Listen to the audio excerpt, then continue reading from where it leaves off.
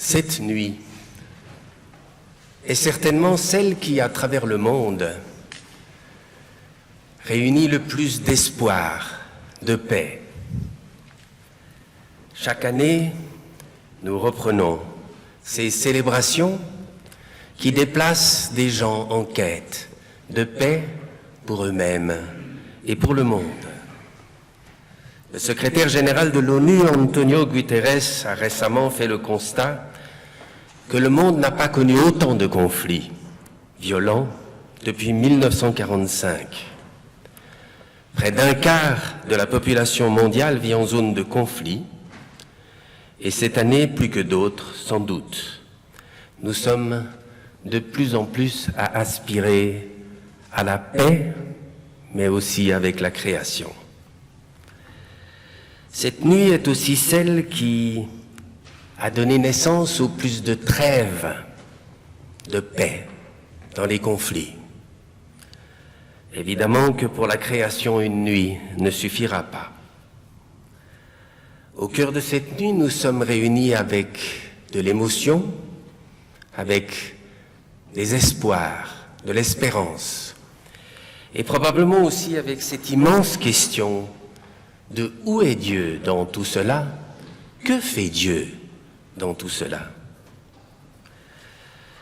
Au cœur de la nuit, en l'an 30, sous le règne de César Auguste et sous la gouvernance de Quirinius en Syrie, quelles étaient les attentes et les aspirations profondes, les espoirs, les blessures, les inquiétudes qui taraudaient celles et ceux que des décisions de potentats avaient jetés sur les routes?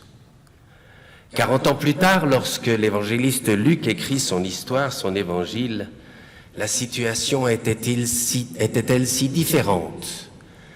Et à chaque fois, était-elle si différente d'aujourd'hui? Alors comment articuler Dieu à l'intérieur de ce monde en quête de paix? Où est sa place? Au cœur du récit que vous venez d'entendre, vous avez peut-être remarqué cette phrase « Il n'y avait pas de place pour eux dans la salle d'hôtes ».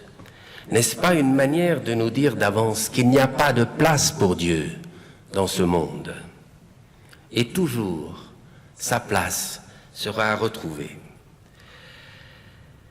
L'évangéliste Luc tisse un récit pour tenter de dire une place de Dieu dans ce monde. Tout à l'heure, vous avez entendu ma proposition d'écouter à la fois la Torah, le Coran et ce récit de l'Évangile, une manière aujourd'hui de tenter de tisser ensemble un récit.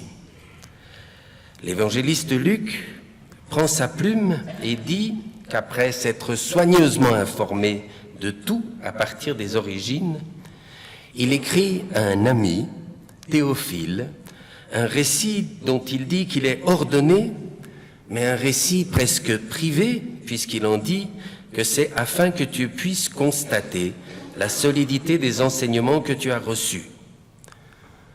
Un récit destiné à une personne, mais qui est devenu évangile.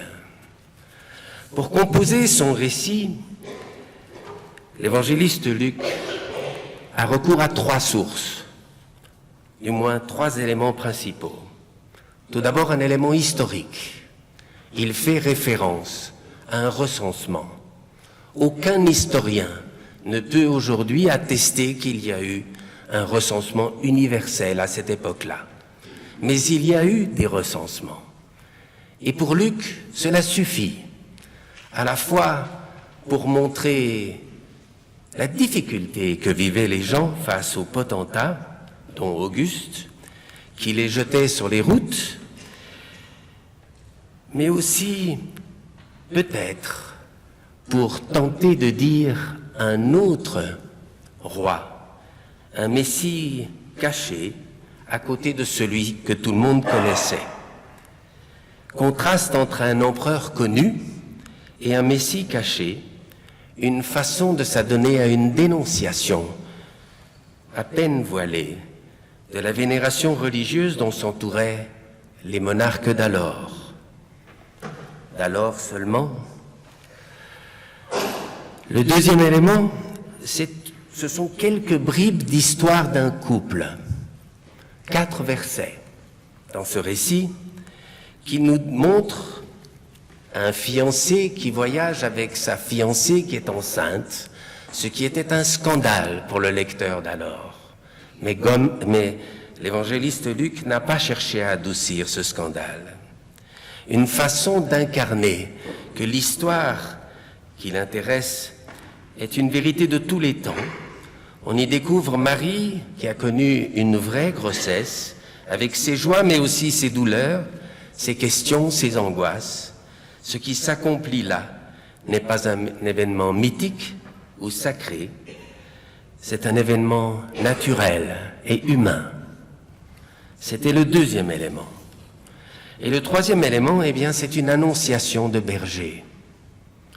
Luc compose son histoire pour tenter de dire une place pour Dieu à travers un événement politique dont il emploie quelques éléments, pas tout à fait exactement, encore une fois.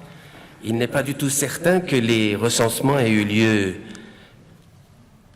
au lieu d'origine. On pense bien plus qu'ils avaient lieu au lieu d'habitation, mais il fallait pour Luc déplacer un tout petit peu la scène pour aller vers Bethléem. Un événement de type politique avec une critique de la royauté. Un deuxième élément de type purement humain. Et un troisième élément, une annonciation qui peut-être est le récit qui est le plus proche d'un récit biblique.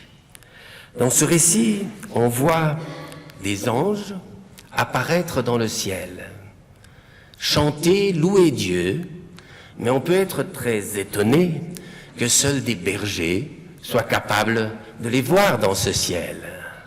Où étaient ceux qui lisaient les Écritures et qui attendaient la venue d'un Messie? Shabbat après Shabbat. Apparemment, ils n'ont rien vu. Seuls des bergers ont été capables de voir ces anges dans le ciel. Ces anges annoncent une parole qui met en route ces bergers. Une parole qui met en route des bergers et qui les amène jusqu'à la crèche où ils doivent faire une annonce, vérifier que ce que les anges leur ont dit est bien conforme à ce qu'ils voient. Ils donnent leur témoignage et ils s'en vont. Ils ne vont pas crier la nouvelle sur les toits, ils retournent chez eux. Un verbe qui revient 22 fois dans cet évangile, et on le retrouve d'ailleurs au moment de la résurrection, où les disciples et les femmes, après avoir assisté à la résurrection, curieusement, retournent chez eux. Est-ce une façon de nous suggérer que, pour bien comprendre ce qui se passe ici, nous aurons toujours à refaire le travail de retourner vers nous-mêmes, au plus profond de nous-mêmes? Mais alors où est Dieu dans cette histoire? Peut-être aurez-vous été frappé que s'il y a de la lumière dans ce récit, la lumière n'est pas projetée sur Marie, Joseph et l'enfant. Elle est d'abord dans le ciel, ensuite elle met en route des bergers.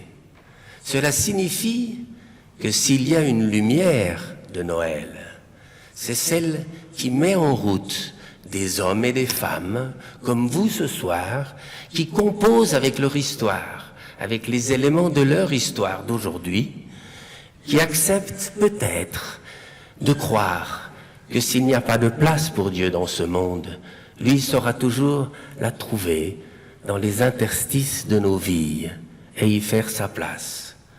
Amen.